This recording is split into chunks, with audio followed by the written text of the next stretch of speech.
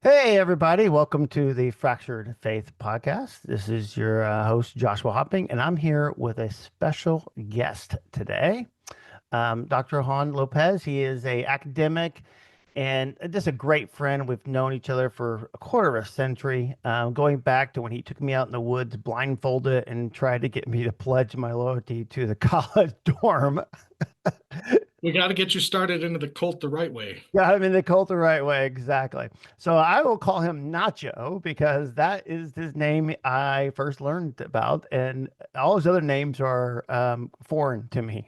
So, Nacho, you want to introduce yourself a little bit more? Yeah, I am Nacho. To many people, I ended up being Dr. Nacho over the years. I'm Juan Lopez. Um, as Josh mentioned, we were in college together. We overlapped by a couple of years. I started with his older brother. We started the same year. We were just a few of us coming in that year.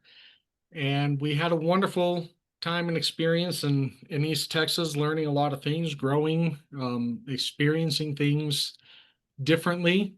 But being in a small Christian college certainly set the stage, I think, for a lot of the conversations that we've had over the rest of our lives.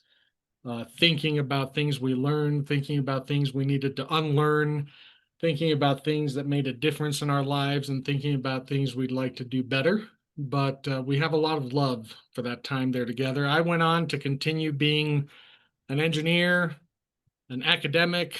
I've spent more than 20 years in academia. The last thing I did was working in Indiana at a community college during the pandemic, trying to help um, the department stay afloat, focus on what was going on in a very difficult time. Loved the people out there, loved the mission, but after 20 years, also a little burned out. And so I decided to take some time away, and I've been writing a book on love and leadership, and I am just one quarter of one chapter away from getting ready to send it off to my beta readers, of which Josh is one of them. So I look forward to being able to talk with you all about that later. Oh, that's so exciting. I cannot wait to read that and see what that is. And just to clarify, in academic, your specialty was it engineering, correct? In place. Correct. I loved Laterno's focus, so it weirds people out that I'm an engineer, bachelor of science. That was it. Um, I am I am a yeah, just an engineer with a concentration and a focus in mechanical engineering. I did a biomedical uh, research project for my capstone, but then I went on to do biomedical engineering for my master's and PhD. That's awesome. That's good. So that is, yeah, it's always nice to have a different perspective into things. And today, actually, for our audience, we're going to be talking a little bit about dispensationalism and Zionism. I'll define those terms here in a bit, but really, really interesting kind of hearing from Nacho about this topic. Not just because of the past experiences we've had over knowing each other for quarters of a century, but also because Nacho is living in Mexico and he has a different perspective on these topics. Quite frankly, when we were getting ready to record this, and I mentioned this topic is a really hot topic right now, especially in the United States, with the war in Iran and over in Israel and a lot of things kind of going in their future policies. And I kept thinking about this as being a very U.S. centric concept. So I was very surprised when I first heard that Nacho was saying, "Hey, no, I'm fighting and talking about this down in Mexico." So I'm like, "Oh, now we get to actually talk about some cross cultural understanding, and this even how the impact that maybe the church has had, or let me say, the U.S. church has had on our neighbors, for sometimes positive, sometimes not so positive in a lot of ways." So Yeah, that's yeah. a conversation. So to start with, let me kind of set the theme. Let me define some terms for folks before we kind of get into it a little bit. So dispensationalism is and actually more precisely called dispensational premillennialism, is an eschatology. Eschatology being a study of the end times. Premillennials means that Jesus is going to come up before the millennial reign, and then he'll have a literal 1,000-year rule on planet Earth before the end of the end hits in the times. Dispensational is that there are different dispensations of God's working in human history. So God will do things differently in human history at different times. And so they really set up a really hard view between the ethnic Jewish people and the non-ethnic church, Gentile church, and there's very hard lines within that. So they say, hey, God had promised the ethnic Jewish people in the Old Testament that they'll return, that the temple will be rebuilt, that there'll be all these sacrifices doing it. So all of that has to be done before Jesus had come back in, usher in the end. So this is where you think Hal Lindsey, Late Great Planet Earth, if you talk about Tim LaHaye in the Left Behind series, where they really try to map out the book of Revelation to be able to say that certain things have to happen before the end of the end, before God comes back and sets his millennial rule up, before everything gets better. So that is dispensationalism. It is actually a fairly new doctrine. It was actually formed in 1825 in Ireland by Don Darby, was the founder of this as a Plymouth Brethren writer pastor. And then in the early 1900s, it was included in the Schofield Study Bible, which was one of the first study Bibles ever released in the United States in English. And what that means is, in addition to the biblical text, you had a lot of study notes next to it. And in it, he actually talked about his view of dispensationalism. And since it was really one of the first kind of study Bibles being released, a lot of people latched on to this viewpoint because it was in their Bible, which is one of the reasons I have a hard time with study Bibles in general, because some people read the study notes as the same level of authority as the scriptures themselves, when it really is just somebody talking about the scriptures. So that's a side deal. But Schofield really kicked it off and went through it. Zionism. Zionism is this viewpoint of Zionism, kind of going back to Zion being the Mount of Zion, Jerusalem, is a very viewpoint that the nation of Israel is to be somewhat wholly indifferent than all other nations, geopolitical nations on the planet, and that it needs to be somehow protected or blessed by other nations, and you have to support the nation of Israel no matter what the nation of Israel does. Zionism says you have to support them because in doing so, you're going to be blessed by God. That's a commandment of God to bless the Jewish nation. And that really kind of gave rise again, early 1900s, really out of dispensationalism. And then a lot of it was in Europe and Britain. There was a big movement to send a lot of the Jewish people back to the homeland, which at the time was actually ruled by the Ottoman Empire. And then after World War I, when the Ottoman Empire falls apart, Britain takes over control of the land of Israel right now in Palestine and that kind of Middle Eastern area. And they actually then send a lot of the Jews go back home there. And then, of course, you have World War II, and eventually you have the reforming of the nation of Israel, and then kind of go from there. So that's the Zionism and dispensationalism. So did I lose you, Nacho, or did you kind of follow with that? No, Anything? I followed it. This is like listening to a recount of so many Sunday school lessons and sermons and conversations. It was just a brief recap of what I think so many of us have been familiar with. But I think it is a great explanation for anybody that has not grown up.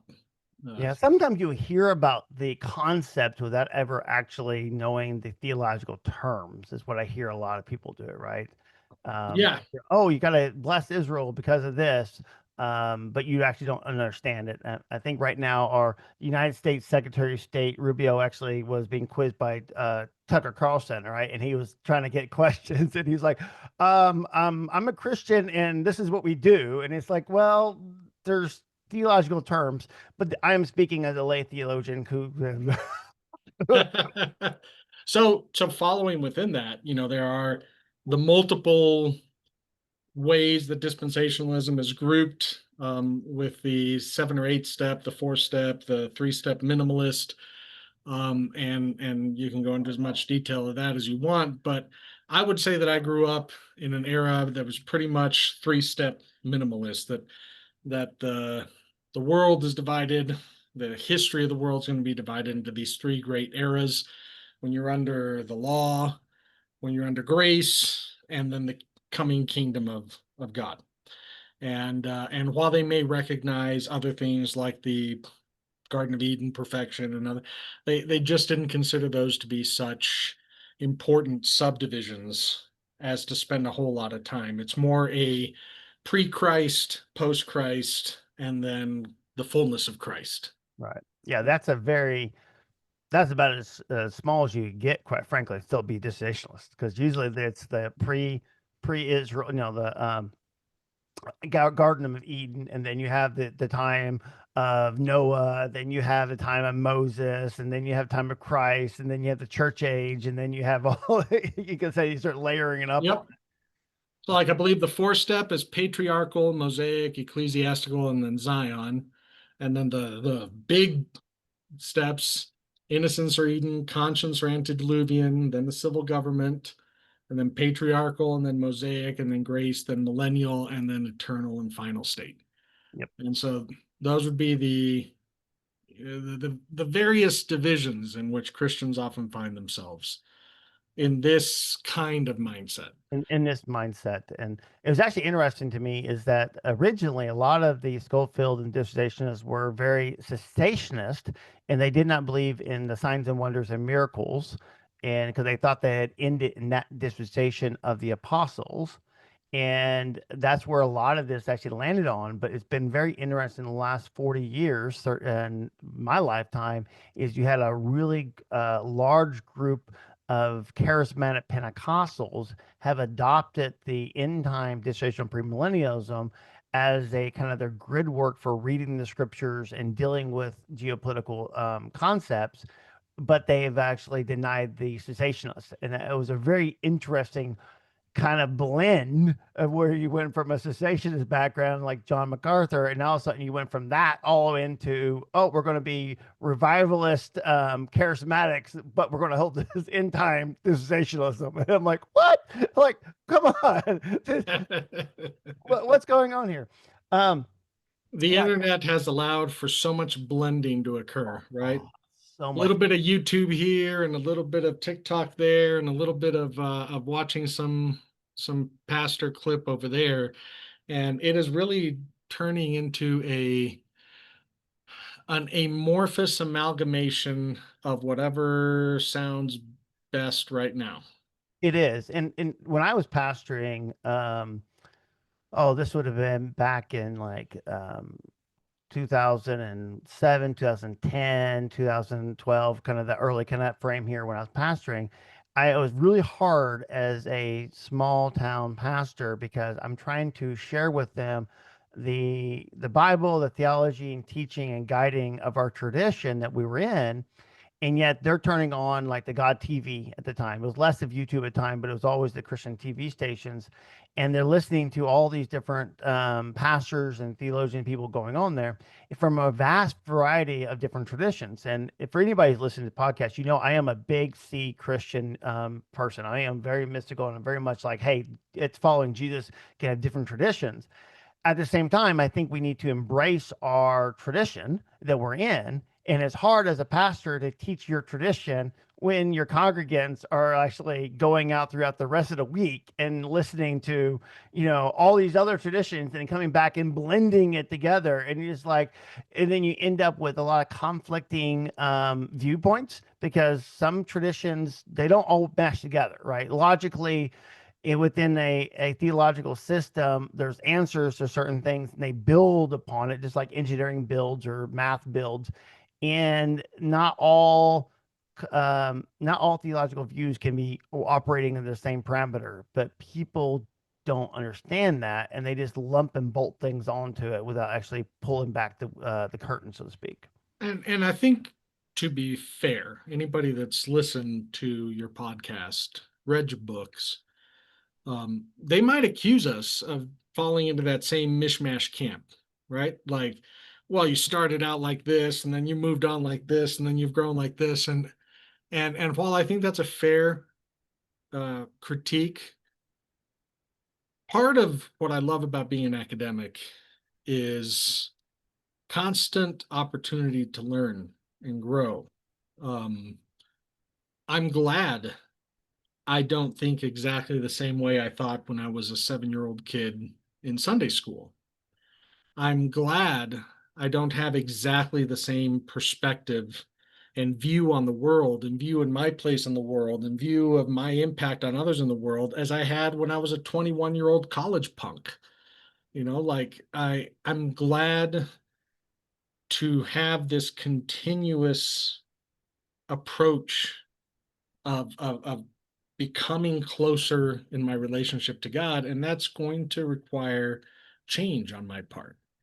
That's going to require questioning things, and that's going to require updating my mindset on some of these things. So I do think there's a difference between um, being pulled along by whatever seems to be hitting my For You page more often this week, and that conscious engagement with our own way of thinking. Yeah, Um, that is true. That is true.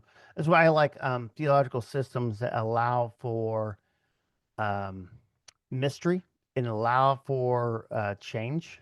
Because I think there definitely is. There's some that are very locked down, and there's other systems within church history and things that are a little bit broader. And as we kind of get into this ideal of talking about dispensationalism and Zionism, and I really want to kind of talk through about the geopolitical out um, practical outplay of that system. For those who are curious to where I fall, I definitely follow into more of uh, it'd be more of a amillennial concept that's really impacted by inaugurated eschatology. So again, lots of big words. Let me break that down to people a little bit. So when you're looking at the study of the end time, and I'll have to do another podcast all together later on, is again, like I said, you have the distinction premillennial, and then you have classic premillennial. Classic premillennial is this ideal that again, the bodily appearance of Jesus is going to show up. There'll be 1,000 years, and then you have the end of the judgment day coming to it. That's a view that dates back really to the first century following Jesus. You see some echoes of that in the church fathers, echoes of it in the scriptures itself. Then you have what's called a millennial. A is kind of this ideal that there is no millennial, and that's a reading of Revelation. Because the idea of a millennial reign, by the way, it only comes from one verse in Revelation. That's it. There really is one verse in the Bible that ever talks about this ideal of 1,000 years. And so when you talk about what do you do with this one verse, it's always to me very dangerous to build an entire theological system around a verse as compared to all the other verses in the scriptures, right? And so yep. that's where a millennial comes into it. Is the church fathers were going back to the first century, kind of coexisting with classic premillennialism for a while, was wrestling with, hey, I think we're in the church age, that this millennial is not a literal 1,000 years. It's more as a symbolic deal between the devil being bound for a short time and God's being for 1,000 years. So when you have the Nicene Continental Creed, and in that creed it says, "To his kingdom there will be no end," that actually is against the ideal of our premillennial concept. And so the church at that point locked themselves into a millennial view. So that's why Roman Catholic, Eastern Orthodox, and most a lot of those historical churches go to a very amillennial view. And then, of course, Mhm. with the Protestant Revelation, you have the premillennialism came back to life and then you had again dispensationalism come back to even build upon that in the 1800s. So again, as a kind of, I know they're probably off topic a little bit, but I just want to let you know there's other ways of viewing the scriptures, and how you view the scriptures is going to actually change what you think of the modern nation of Israel and what's happening geopolitical right now is happening in the U.S. And I think that does happen, but I would argue, because I have these people in my own life, that where you fall on that spectrum doesn't have to impact the way that you're looking at what's going on in the real world with real lives, with real humans, with real suffering. You can just be a kind-hearted person who's looking at things and and hurting with other people. I know strongly premillennial uh, folks who are outraged by what's going on, by what uh, what a what a human nation organized around a secular government is doing, and what is being uh, brushed off by others in the name of Zionism. And at the same time, I know uh, folks who would probably not fall under that premillennial scale, who are very rah rah rah, Zionist, yay kind of mindset. I think that these things predispose us, maybe, but an important reason to have these conversations is to let people know that they're not alone. Like, you can definitely be steeped in a culture, a background, a theology, and your heart can be heavy and your heart can be hurting, and you're not alone. There are people out there that can hold a different perspective than what maybe the mass or the bulk of the people within your camp are holding. That is true. That is so true. So on that, to kind of go from that piece there, kind of, can you talk a little bit about what's how what's playing out in Mexico? And if you look upwards at United States, specifically about the Zionism kind of deals, I know we get into a lot of other topics, geopolitical, but specifically around this issue, because recently in the United States, with the bombing of Iran, with a lot of the war in Gaza, and a lot of things that are happening, we're starting to see a lot of politicians and a lot of church leaders talking a lot about the end times, about how we have to support this geopolitical nation of Israel, and all the kind of stuff that's coming into it. It definitely is, hot topic right now. And I'm Mhm. really curious, from someone outside of the United States, somebody outside of the areas, but somebody also understands American evangelicalism. Like we talked about at the beginning, you understand American evangelicalism, even though you grew up in Mexico, back and forth, I guess you would say, and currently Yep. living outside the U.S. What's happening in the churches? What's happening down there, maybe in the media? Like, how's this playing out from your vantage point? So in the Hispanic community as a whole, because I'm plugged into the U.S., Hispanic Christian community as well. There is a tendency to have this Zionistic support Israel at all costs. The tired old trope of um, you know those who curse you, I will curse kind of mindset. Like, you cannot be angry or upset at the nation of Israel, Abraham's descendants, because you know they're always on God's side by default. And there's a large undercurrent. And yet at the same time, there's a bunch of pastors out there constantly talking against this mindset, pointing out the fact that as human leaders, as people in political power, as people in military power, we have a responsibility to behave in a way that is honoring to God, period. and it is hard to honor God violently. And and the excuses,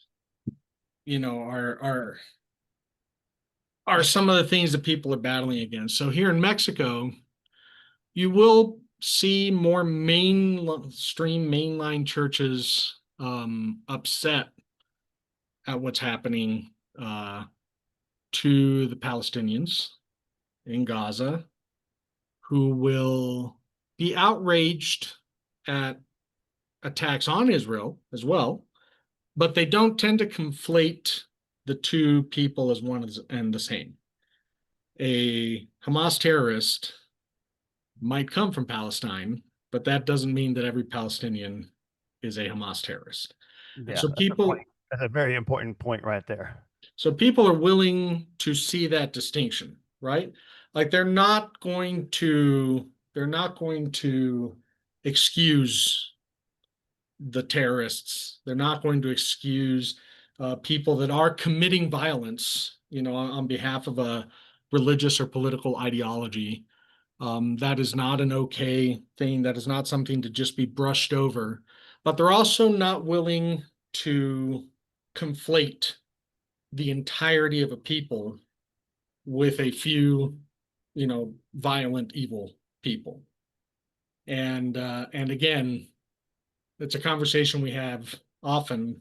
There isn't a single child anywhere on the face of this earth, in any nation, in any country, in any creed, not one single child on the face of this planet has ever deserved to sleep under terror, afraid Oh, that tonight is the night that they're going to die.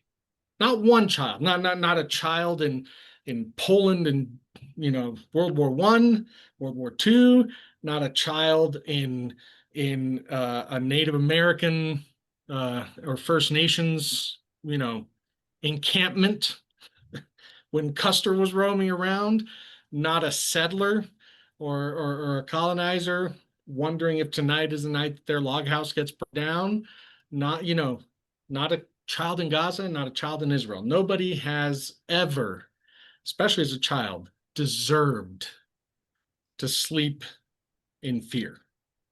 And so that's a conversation that people are more willing to have. That yes, even the people that feel inclined to support Israel just um, uh, as a knee-jerk reaction, right? Because you support God's people, they're still more willing to see that distinction between like a Hamas terrorist and the Palestinian nation. right. And you're more you're more likely to see people praying for everybody that's over there. It's terrible that any Israeli kid has ever gone to sleep sad that his parents were killed last night, and it's just as terrible that any Gazan kid is sleeping in the ruined, burned out husk of his building. I see that more in the mainstream churches. Okay. But again, we have had a huge influence over decades, a century or more of mission life and culture in Mexico, right? We're a predominantly Catholic nation, and this was a place where a bunch of evangelical communities made inroads over the last 100 years. And so the impact of primarily, US oriented mission groups has also left its mark. And then as those missionaries have moved on, um, some denominations and some places have kind of grown weird little offshoots of their own that are a mix. We've had waves and waves and waves.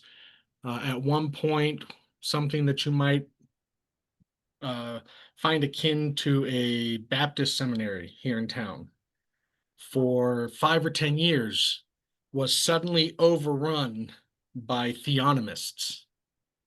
They're just people who say that everything Jesus said plus a third of what Moses said, right? Like, and all based on the single verse in Matthew. I'm not here uh, to eliminate the Abolish the law, law. to Yeah. abolish the law, but to fulfill it, right? And how you interpret the one word fulfill changed an entire uh, Wow. theology. Um, a weird mix of Messianic Judaism has taken serious root. And, Really? and when I say weird mix, it's weird in the sense of it's not any one thing. It's not truly Judaism. It's not truly Messianic Judaism. It's not it's not this theonomy. Every offshoot has its own version. You'll have fully Mexican folks dressing in full uh, Jewish garb and with the shofar and getting out there and reading straight off the Torah and learning Hebrew, and yet at the same time um, they've got this evangelical bent about them, and so obviously in those groups, Zionism is a uh, much bigger component. We've got a really strange mix of evangelical impacts around here. But like I said, mainstream very likely to have that middle ground. Nobody deserves to sleep in terror, and supporting God's people does not mean supporting violence. Right. Yeah, that's very interesting to see it. Now, as you were talking about, I know for me, it's personally, it's been a little bit challenging on a lot of fronts. So, first of all, I lean pacifist. Jesus said, to love your enemies, bless your enemies. He who lives by the sword will die by the sword. So I tend to abhor violence, try to go away from that. And I say lean because that's on my better days. I struggle with that because I really fully admit that there are times when I just want to just go embrace the full violent culture Mhm. and doing it. There's that humanness that comes out, and you're like, oh no, no, wait a minute. And actually, there's one reason why I think pacifism is in some ways is attracting is because it is the opposite of what I normally would want to do. It is, it's Jesus is saying, this is a line that I don't think I've really heard for very many other faith leaders is saying, don't go kill. Love and bless your enemy. I mean, that's one of those verses. I'm like, can I get away with that one? Can I wipe that one out? And I think some of our churches and our leaders have reinterpreted that one in so many ways and to be able to get around it so they can still hate their enemies. But I'm like, no, it's kind of red letters. He's like, love and bless your enemies. And Jesus was underneath Roman Empire. He had the Roman Empire was squashing him and his people and the horrible atrocities the Romans were doing to the Israelites and the Jewish people at the time. He had every reason in the world to hate them, and yet he didn't. And so it's like I can't get away from that. So I say all that when I go through it is when I think about the nation of Israel, there is a tension there because on one hand, I really love the fact that the nation of Israel was able to rejoin and re-come back together because it gives me hope as a Native American that there may be one day that we can return to our promised land. And see, our promised land, the land center of our universe was Katua, which is now in what's called North Carolina. And that was the area which that Unedo he or the creator put us in. And that's where our stories are centered around North Carolina and Georgia and Tennessee. Those are their mountains. And we hear our stories and our creation stories, those are what we hear about.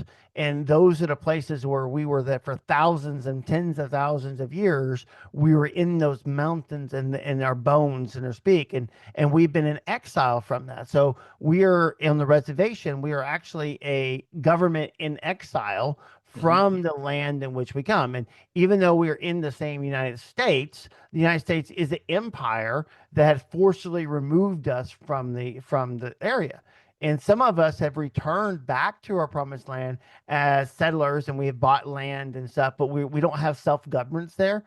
We have the Eastern Band of the Cherokee Indians is a small band who have been able to retain and stay in the land for the last a couple hundred years since 1830s, 38 when we were forcibly removed. So we have a small remnant that was there.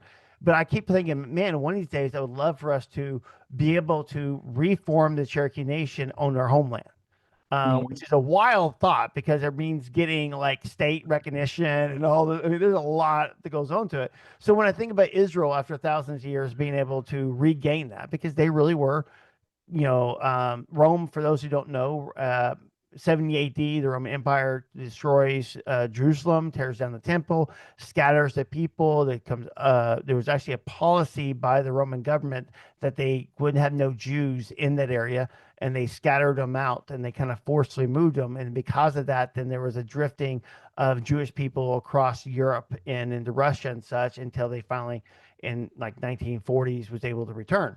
So there's Where a they were welcomed with open arms, uh, love, and charity by all the all the future followers of Christ in Europe. yeah. Oh, oh, oh Oh, no, oh no, no, yeah, oh that was no. a different. Maybe I'll open a history book and catch up on that. You're Catch up on that. So that gives me hope that one day there might be. On the other hand, I also really I see the Palestinians and I the atrocities that are done to them, that in some ways they have been put on their own reservation and they're treated a lot of ways like Native Americans were rounded up and put on our reservations and are apartheid. And so there's a lot that I see from them. And actually, I've been able in my local community. There's a local Emud Muslim leader that I've been getting to know who's from Palestine, and it's been very interesting to have conversations with him at this time in history and being able to actually have those conversations. And so it's one of like, but I'm like, let's, like, no, like, wait, what? Like this, the whole mainline thing you talk about there in Mexico, how they're no kid could ever needs to be it. Like that echoes to my heart so much. And I really wish I had more people that were talking like that because I hear a lot of, you're either for this group or and against that group or for that group and against that group. And I'm like, can I just be against violence? so I want to give credit to a person that really got me thinking about this. Here in Mexico, working at an institution, primarily Catholics, and the institution was definitely Catholic. I met a wonderful researcher from the Vatican, Ooh, and this man, gentle speaker, deep thinker, profoundly scientific mind, got up and gave one of the best challenges that I've ever heard for what Christ's love needs to mean to me.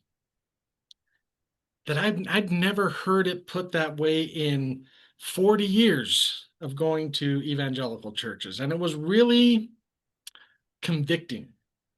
And it has impacted a lot, including my decision to write this book centered on love.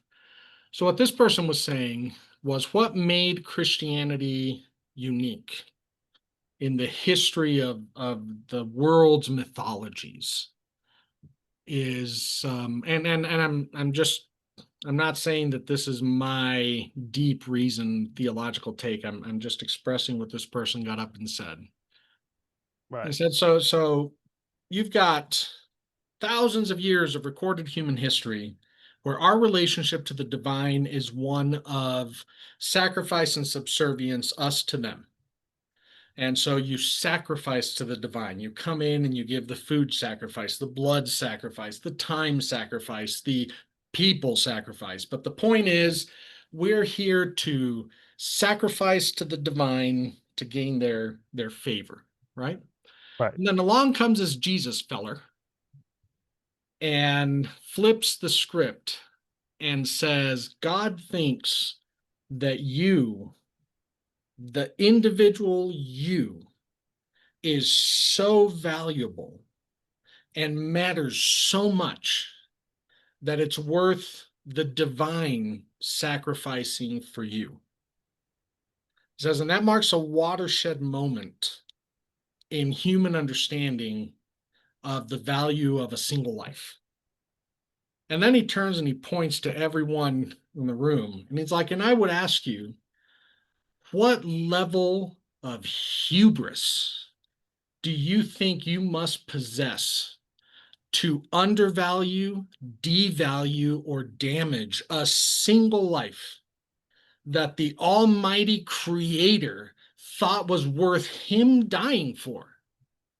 Do you think you have more right to stand here and belittle someone, let alone damage them or hurt them physically? Because the creator of the universe thought that person was worth dying for. Who the hell are you? And I was like, oh my God.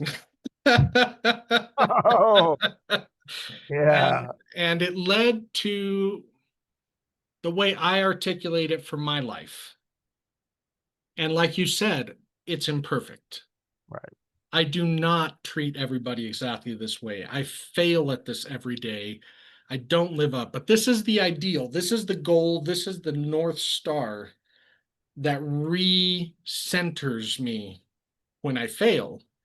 And that is that everybody is infinitely, irreplaceably unique, Amen. right? Yeah. Does not 100%. matter what metaphysical mindset you have. It doesn't matter if you're a person that believes we have no spirit, soul, this is a one and done, purely mechanistic thing. You're infinitely irreplaceably unique. That's the only version of you there ever was, there ever will be. There'll be no spirit after this. You're infinitely irreplaceably unique. Do you believe in an eternal cycle of reincarnation and improvement? Fantastic. This is still the only time that this particular you is going to live through this life. You're infinitely irreplaceably unique. Do you believe in the ensoulment and then later the soul living with the creator forever like a Christian? You're still infinitely irreplaceably unique. This is the only you that humanity is ever going to experience. So as I go out there and I deal with other people in this world, what right do I have to devalue their infinite and irreplaceable uniqueness? Now, some people suck. So, some people make it really hard to feel this way. Some people make it actively desirous to feel violence and to feel violent toward them. But even though I'm not a parent, having been a teacher for 20 years and having a whole bunch of family and now nephews and everybody else, the more I put myself in God's mindset when he looks at us, when I have a little nephew come up and kick and poke at me and say, you're ugly and fat, or, I hate you, or you suck and nothing you've ever done is fun, I don't get angry at that child. I will probably do my best to correct that child, sit down and tell them that's probably not a very nice thing to say. It can hurt people's feelings. Why are you feeling this way? What made you mad? And it's not going to work every time, and it's certainly not going to bring them around. But I find that I find myself less angry because when I see somebody doing this, I'm starting to think about everything that led them to this point. Right. Who were they? Who loved them? Who taught them? Who brought them up? And while we're all responsible for our actions, we're also part of the fabric of the world around us. And some parts of that fabric are covered in bed bugs, pee, and feces, right? Yep. Yep. And then I'm going to have the gall to treat the person who came out of one of those threads as less worthy of being here than me. Right. Um, so it's a daily challenge, but that's why I find the concept of love so important, because love does not require that I be perfect. Right. Love requires that I commit to trying to do what is the best thing today. And then I'll fail and I'll screw it up. And then love means committing to trying again And grace to me is the opportunity to have that next chance to try again. So as I focus on love, then it's a daily thing. And somebody's going to come by and hurt me, and I'm going to feel angry today. I might even get violent, right? Like, who knows? But then tomorrow I get to choose again. Yeah, and that's yeah, amen to that. I definitely hear that one. I think that's what keeps me trying to go as well. And as we kind of turn a corner and kind of wrap this up and coming in, because I take that viewpoint, which is really based upon again just the red letters of Jesus to really love and bless your enemies, to love your neighbor as yourself, right? Those are come into it, and that does mean that how we look and treat everyone, even the way we vote, the way that we support and we think of geopolitical applications, that needs to come out. Because I think sometimes, at least in the United States churches, we will say, yeah, I agree with you. Yep, Nacho, you're right. I'm with you and everything else. But then we'll go in and say, well, that's a geopolitical thing. That's a just war or this or that. And I'm thinking right now of oh, what is his name? Saint Bernard, not the dog. um, he's Saint Bernard of Clairvex. Anyway, it is he was a saint during the middle age. Let me pick it back up. I'll delete this out of the No, you're going to leave it all Oh, in. I'll leave it right here. All right. So Bernard, Saint Bernard, Clairvex, Clairvaux, I can't pronounce it kind of deals. Anyway, he was an abbot. He was co-founder of Knights Templar. This was born in 1090 and he died in 1153. And he was also wrote a lot on the love, lot of books on love. There's a really Mhm. good places he has on there that is really good and just pretty phenomenal, quite frankly, and a lot of things he come to it. But at the same time that he was actually talking about love and spirituality, he was also one of the primary proponents and recruiter for the Crusades. Mhm. And so he is talking a lot about God's love and selfish love and spoken and revival and all this stuff. And then at the same time, he's actually promoting this concept of going and killing and murdering and fighting on behalf of to take back Israel, to take back truth, the Holy Land, and Mhm. all those different things happening. Very, very similar to what I would say dispensationalism right now is doing, right? Is we got to go take this back for different reasons. And yeah, he also talks about love. And so I think that's where we can almost separate our theology or our concept of love to say, well, that's what I'm doing faith right here. But I could then justify the military and those people who are going over and doing this. Or if you are a member of the military or a member of that who's physically going and doing it, you say, oh, well, my actions are justified because I'm actually motivated by love. I'm motivated by love of my people, of my group, of my nation, and I don't want to die. And this is where, if I look at the early church, and this is where the martyrs come in very heavy for me. And this I was very influenced as a teenager reading Fox's Book of Martyrs because yes, I was one of those nerds he was reading Fox's Book of Martyrs when I was like, Nerd. 15, 16 years old. And you start reading about these people who would rather physically, literally die than to take the life of another soul that was loved by Mhm. the Creator. And they would worship in God and they would be killed. And in some cases, the soldier that killed them would come to faith because of the faith of them. And it's like that martyr and that ideal of not fighting was so prevalent. In the first 300 years of the church history following Jesus, the church actually said that there could be no soldiers in the church. They Mm. said you cannot be a Christian follower of Jesus and be a member of the Roman army. Now, there's lots of reasons for that. Part of it because if you are a Roman soldier, you had to pledge loyalty to Caesar, and Caesar became your god and their emperor worship. Um, at the same time, I must admit that there was, centurions in the military, Roman military officers in the New Testament that came to faith in Jesus. Jesus talked to a lot of them.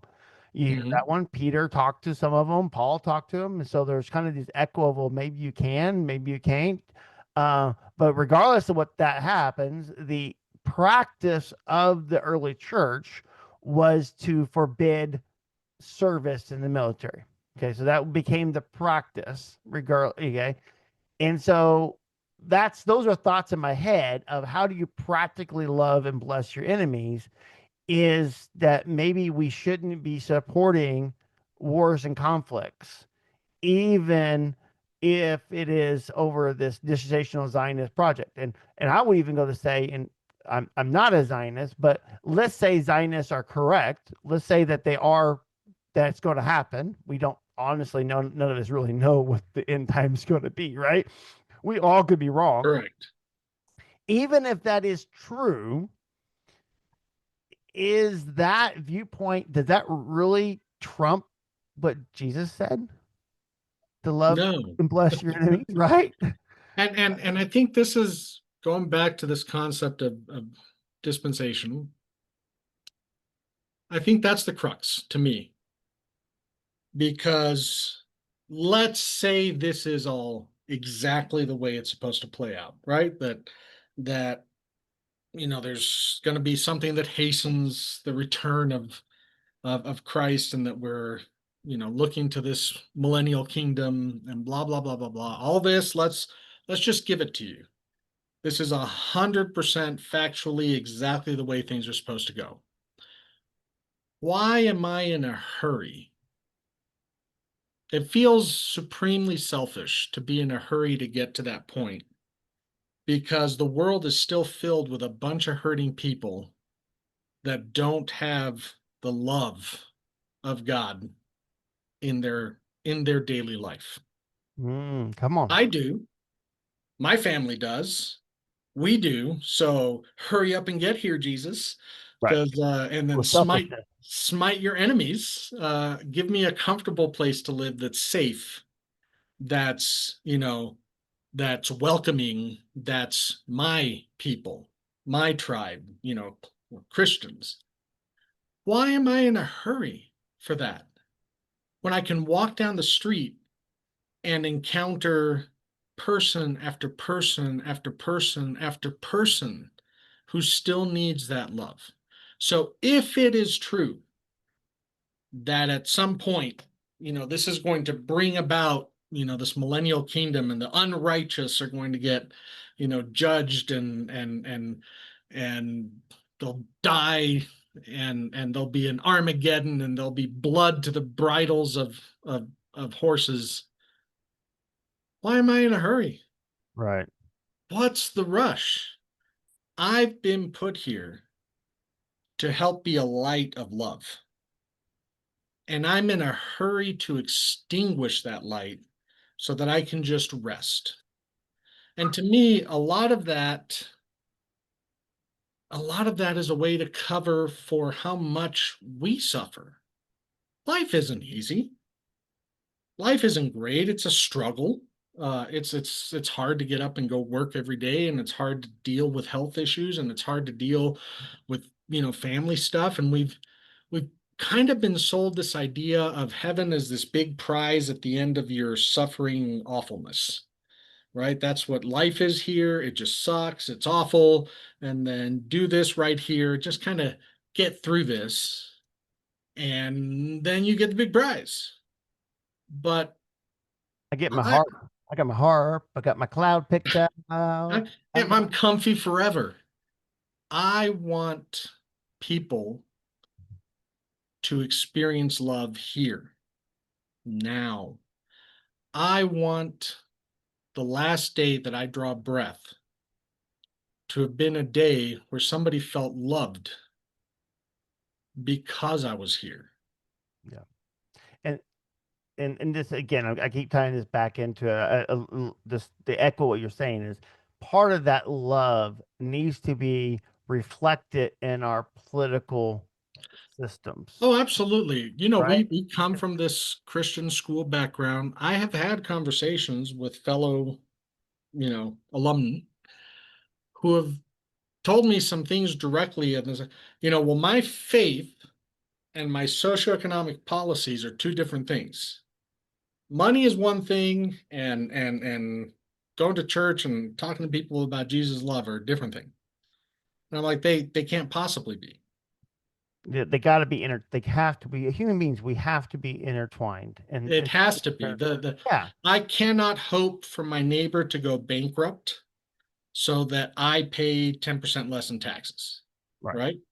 Like that I don't feel the love of God. I can't applaud watching people get rounded up and stripped away and families just because let's say I believe that somehow my tax burden has been increased or somehow I didn't have a job. I'll give it to you. It's a sincere belief. I still can't look at that human suffering and applaud it because it's going to benefit me over the evildoers. The problem that I have with this mindset of bringing about the perfect kingdom is that I don't spend enough time looking at how to help the people stuck in the imperfect one. And I just that's probably why I'm definitely not a dispensationalist, but um even if because I spent a lot of time in that mindset. Agreed. Both of us, I think, have, and both of the family that are still firmly rooted in that mindset and in Absolutely. that viewpoint. And, to be clear, it is, again, you could be a firmly Jesus follower and lover of Jesus and kind and be a dispensationalist, right? It's not excluding. And that's where those That listeners, you've listened to podcasts on Big C Church. Again, it's the very open. What my closed hand is about who Jesus is. We could talk about the theology, is he, who he is and God and some of the Nicene Creed. But these viewpoints do have real world applications, they and do. and we talk a lot on this podcast sometimes about changing those applications and deconstructing. And this was really one of those areas for me that I had to deconstruct and rethink about, because a lot of times under dispensational theology and practice, it becomes so intertwined into the faith of Jesus. Like there's no separation between Zionism and Christianity, and they get so linked together. And so that's why I think you get people who would echo and say, Nacho, you're 100% right. We got to love it. We got to do it. We're right behind you, that one. But then they'll vote for or support for geopolitical concepts that are very destructive because of their understanding of this geopolitical nation of Israel. And because they have separated that, right? They're separating in their mind what they do personally, whether what their government does or the policy that is, instead of Hmm. realizing that no, these are all the same, and that you can be a follower of Jesus and not a supporter of Israel, or you can be a follower of Jesus and a supporter of Israel, or a follower of Jesus and a supporter of the Palestinians, or anti-violence. I mean, there's a lot of things that happen, especially when you realize that a lot of the Palestinians are Christians. They're Christians.